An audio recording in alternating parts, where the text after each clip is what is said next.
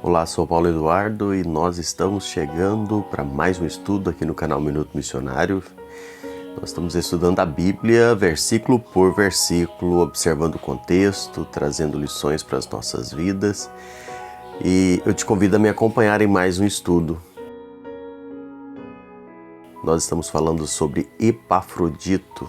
Epafrodito, que foi companheiro de Paulo, mencionado aqui na carta de Filipenses apenas, né? E ele aparece só nesse capítulo 2, depois volta a ser mencionado lá no capítulo 4, mas um homem digno de entrar nessa lista que Paulo fala de homens imitadores de Cristo, onde falou dele, Timóteo, e agora está falando de Epafrodito. Epafrodito, um cara que estava disposto a servir, não é? Mesmo correndo risco de vida, não é? Ele servia a igreja de Cristo. Ele era um homem que, apesar de todas as suas qualidades, méritos como servo de Deus, ele não estava livre, não é, de problemas, de enfermidades. Nós falamos aqui que ele ficou doente, ele ficou enfermo, e enfermo para a morte mesmo, né? E nós falamos isso no último estudo, nos últimos estudos, né, sobre a enfermidade de Epafrodito e a forma com que esse assunto é tão mal entendido e mal utilizado hoje no meio das igrejas, não é? Sobre a enfermidade do cristão. Falamos também ainda que Epafrodito foi um homem que sofreu uma profunda angústia, e nós até abordamos essa questão de pessoas, de cristãos que sentem angústia, né, no coração. Muitas vezes as pessoas não entendem, acham que a angústia não pode existir na vida do cristão. Ela às vezes vai surgir sim, que não pode nos dominar, né? Não pode nos derrotar ou nos fazer tomar decisões erradas na hora da angústia, mas ela vai surgir no nosso coração em algum momento da nossa vida.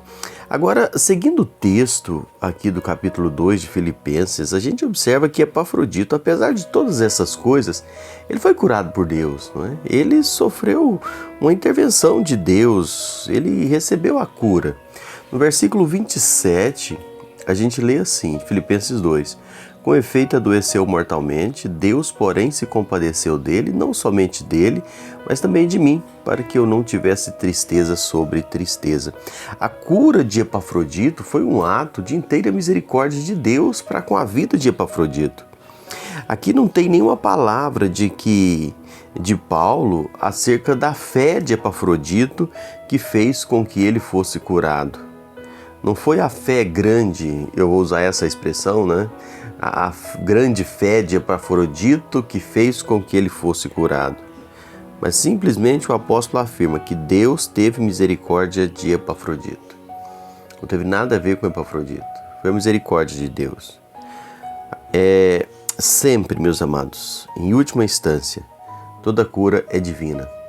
Salmo 103, o verso 3 nos traz informação assim: Deus cura por intermédio dos meios, Deus cura sem os meios e Deus cura apesar dos meios. Deus é soberano.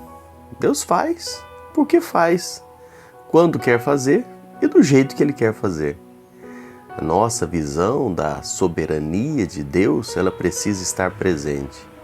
Então, Deus não age, irmãos, de uma forma só, de uma maneira só.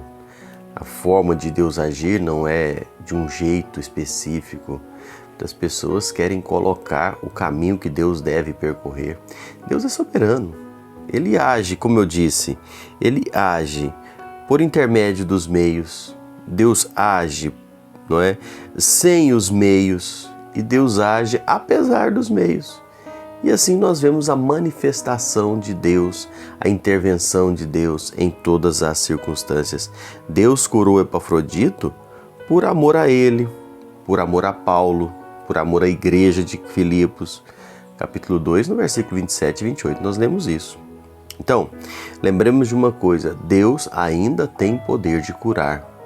Deus ainda cura. Ele tira muitos da porta da morte. Quantos milagres nós vemos Deus fazer? Não há limites para o agir de Deus.